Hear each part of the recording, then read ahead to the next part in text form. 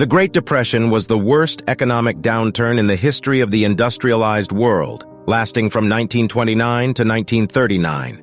It began after the stock market crash of October 1929, which sent Wall Street into a panic and wiped out millions of investors. Over the next several years, consumer spending and investment dropped, causing steep declines in industrial output and employment as failing companies laid off workers. By 1933, when the Great Depression reached its lowest point, some 15 million Americans were unemployed, and nearly half the country's banks had failed. Throughout the 1920s, the U.S. economy expanded rapidly, and the nation's total wealth more than doubled between 1920 and 1929, a period dubbed the Roaring Twenties.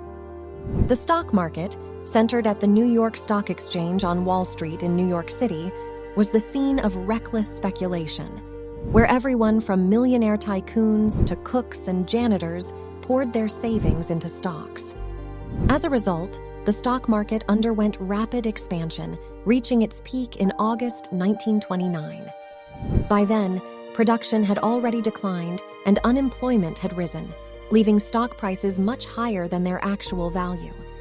Additionally, wages at that time were low, consumer debt was proliferating, the agricultural sector of the economy was struggling due to drought and falling food prices, and banks had an excess of large loans that could not be liquidated. The American economy entered a mild recession during the summer of 1929, as consumer spending slowed and unsold goods began to pile up, which in turn slowed factory production. Nonetheless, stock prices continued to rise, and by the fall of that year had reached stratospheric levels that could not be justified by expected future earnings.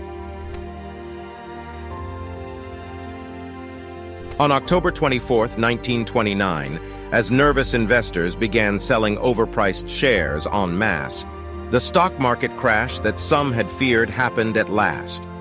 A record 12.9 million shares were traded that day, known as Black Thursday. 5 days later, on October 29th, or Black Tuesday, some 16 million shares were traded after another wave of panic swept Wall Street. Millions of shares ended up worthless, and those investors who had bought stocks on margin with borrowed money were wiped out completely. As consumer confidence vanished in the wake of the stock market crash, the downturn in spending and investment led factories and other businesses to slow down production and begin firing their workers. For those who were lucky enough to remain employed, wages fell and buying power decreased. Many Americans forced to buy on credit fell into debt, and the number of foreclosures and repossessions climbed steadily. The global adherence to the gold standard, which joined countries around the world in fixed currency exchange, helped spread economic woes from the United States throughout the world, especially in Europe. Despite assurances from President Herbert Hoover and other leaders that the crisis would run its course, matters continued to get worse over the next 3 years. By 1930, 4 million Americans looking for work could not find it. That number had risen to 6 million in 1931. Meanwhile, the country's industrial production had dropped by half. Bread lines, soup kitchens, and rising numbers of homeless people became more and more common in America's towns and cities. Farmers couldn't afford to harvest their crops and were forced to leave them rotting in the fields while people elsewhere starved. In 1930, severe droughts in the southern plains brought high winds and dust from Texas to Nebraska, killing people, livestock, and crops. The Dust Bowl inspired a mass migration of people from farmland to cities in search of work. In the fall of 1930, the first of 4 waves of banking panics began, as large numbers of investors lost confidence in the solvency of their banks and demanded deposits in cash, forcing banks to liquidate loans in order to supplement their insufficient cash reserves on hand. Bank runs swept the United States again in the spring and fall of 1931 and the fall of 1932, and by early 1933, thousands of banks had closed their doors. In the face of this dire situation, Hoover's administration tried supporting failing banks and other institutions with government loans. The idea was that the banks in turn would loan to businesses, which would be able to hire back their employees. Hoover, a Republican who had formerly served as U.S. Secretary of Commerce, believed that government should not directly intervene in the economy and that it did not have the responsibility to create jobs or provide economic relief for its citizens. In 1932, however, with the country mired in the depths of the Great Depression and some 15 million people unemployed, Democrat Franklin D. Roosevelt won an overwhelming victory in the presidential election. By Inauguration Day, March 4, 1933, every U.S. state had ordered all remaining banks to close at the end of the fourth wave of banking panics, and the U.S. Treasury didn't have enough cash to pay all government workers. Nonetheless, FDR, as he was known, projected a calm energy and optimism, famously declaring, "The only thing we have to fear is fear itself."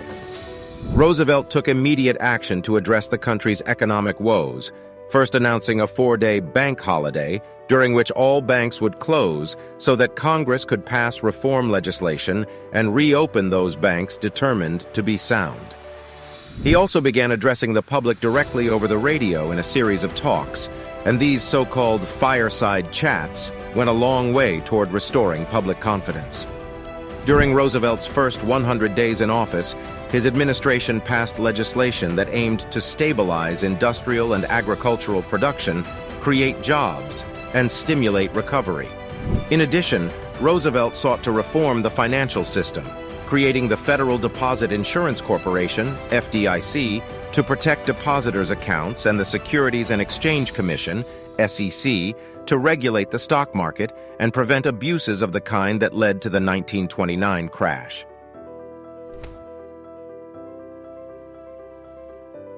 Among the programs and institutions of the New Deal that aided in recovery from the Great Depression was the Tennessee Valley Authority, TVA, which built dams and hydroelectric projects to control flooding and provide electric power to the impoverished Tennessee Valley region, and the Works Progress Administration, WPA, a permanent jobs program that employed 8.5 million people from 1935 to 1943. When the Great Depression began, the United States was the only industrialized country in the world without some form of unemployment insurance or Social Security. In 1935, Congress passed the Social Security Act, which for the first time provided Americans with unemployment, disability, and pensions for old age.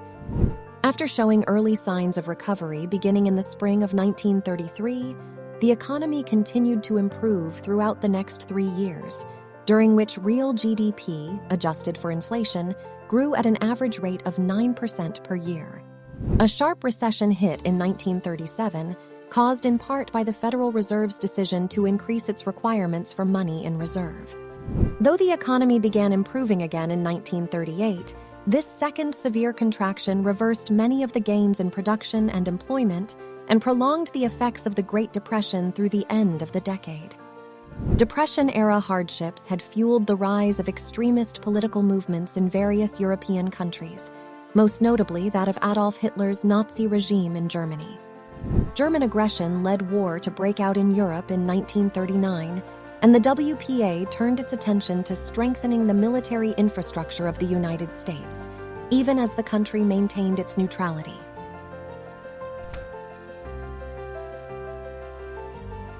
One-fifth of all Americans receiving federal relief during the Great Depression were black, most in the rural South. But farm and domestic work, two major sectors in which black workers were employed, were not included in the 1935 Social Security Act, meaning there was no safety net in times of uncertainty. Rather than fire domestic help, private employers could simply pay them less without legal repercussions. And those relief programs for which African Americans were eligible on paper were rife with discrimination in practice, since all relief programs were administered locally. Despite these obstacles, Roosevelt's Black Cabinet, led by Mary McLeod Bethune, ensured nearly every New Deal agency had a black advisor. The number of African Americans working in government tripled. There was one group of Americans who actually gained jobs during the Great Depression: women. From 1930 to 1940, the number of employed women in the United States rose 24%, from 10.5 million to 13 million. Though they'd been steadily entering the workforce for decades, the financial pressures of the Great Depression drove women to seek employment in ever greater numbers as male breadwinners lost their jobs. The 22% decline in marriage rates between 1929 and 1939 also created an increase in single women in search of employment. Women during the Great Depression had a strong advocate in First Lady Eleanor Roosevelt, who lobbied her husband for more women in office, like Secretary of Labor Frances Perkins, the first woman to ever hold a cabinet position. Jobs available to women paid less, but were more stable during the banking crisis: nursing, teaching, and domestic work. They were supplanted by an increase in secretarial roles in FDR's rapidly expanding government. But there was a catch. Over 25% of the National Recovery Administration's wage codes set lower wages for women, and jobs created under the WPA confined women to fields like sewing and nursing that paid less than roles reserved for men. Married women faced an additional hurdle. By 1940, 26 states had placed restrictions known as marriage bars on their employment, as working wives were perceived as taking away jobs from able-bodied men, even if in practice they were occupying jobs men would not want and doing them for far less pay.